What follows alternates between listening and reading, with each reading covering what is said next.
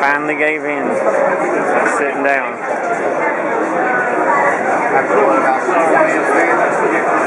Probably can't hear you, I don't know.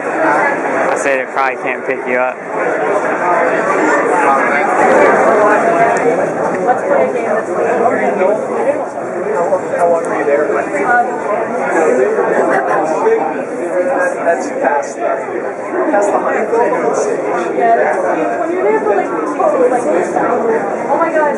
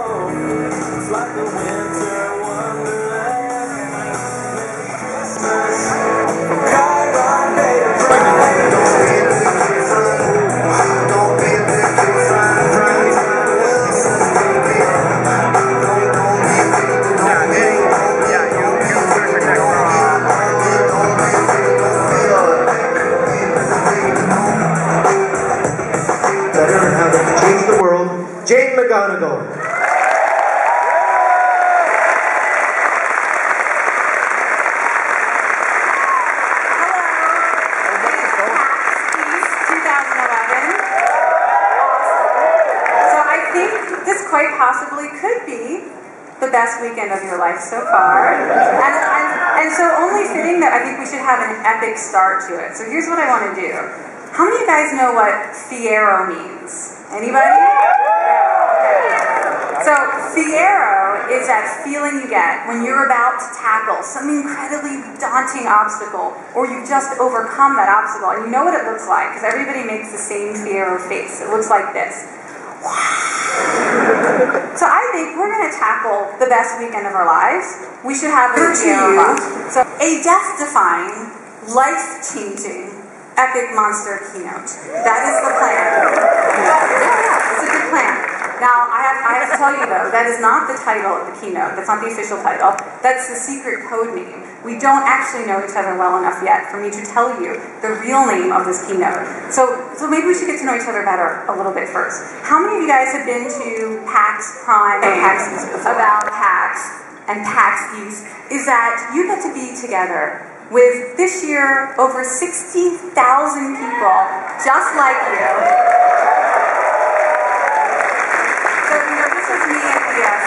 Pop concert, basically just raving out in like this total blissful, awesome state of being with thousands and thousands of people just like me who love games and know the power of games. So I think that's the most important thing, is just to spend time of why games make you a contagious vector of awesome 101.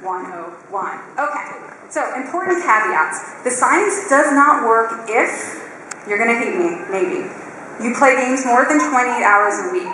Now, I know, this is a tough one. If you're playing more than 4 hours a day, the science doesn't work. So just keep that in mind. If you're not,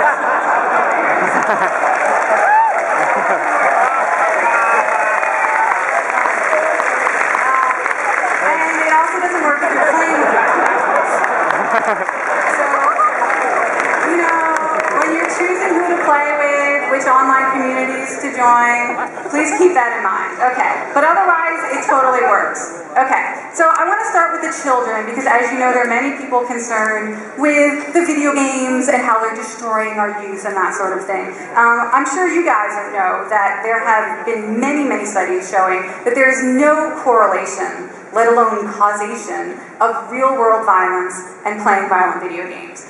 But it turns out there is an interesting correlation with other kinds of games we play and real-life behaviors. So this was a study looking at what happens when kids play pro-social games where you're actually helping people in the world, like Super Mario Sunshine, in which you help clean up a polluted island, super awesome game, or what happens when we play co-op games, like Plants vs. Zombies. And you guys all have your super cool Plants vs. Zombies hats on. That's like really awesome. So yeah, turns out what happens is if we play these games for just half an hour, and this is true, they only tested this for kids age 16 up through college age, but half an hour of gaming increases the amount of time we spend helping people in real life by a factor of 3. So 3 times as much time spent helping friends with a problem or helping someone in our family with a chore that we actually volunteer to help. It turns out that we kind of developed this cooperation radar, this like looking for ways to be of help because it sets this cognitive framework in our mind. So what I'm really interested in is how easy it is for gamers to tap into these positive emotions, to get the positive emotions we need to fuel our real lives. It doesn't matter that we're getting these emotions in a video game because they transfer to real life, to real work, to real school, to real goals. So that's pretty cool. But now we get to the contagious vector part. It turns out that emotions are contagious. Many of you may have seen the research that really hit it big last year by researchers at University of California, San Diego, and Harvard. They were looking at how emotions spread through social networks. It turns out that whatever you're feeling today is going to rub off on 6 people that you know in real life, that you talk to or that you see in person, and that each of those 6 people are going to spread your emotion to 6 more people, and each of those will spread it to 6 more people. So whatever you're feeling, you're actually putting it out into the world around you, 250 people every single day. Now this is interesting, because most of us, we don't even know we have this. If you want to be a game developer, be a game developer. Don't want to be a game developer, don't plan to be a game developer, don't wish to be one, be one. Go make a game. Yes. Awesome. And now that I've set a very low bar for you by showing you chicken soccer bowling, I know you won't feel intimidated by having to go make a game. Okay, so back to the keynote. So, I believe that with great gaming comes great responsibility. To spend this hour with you. Thank you.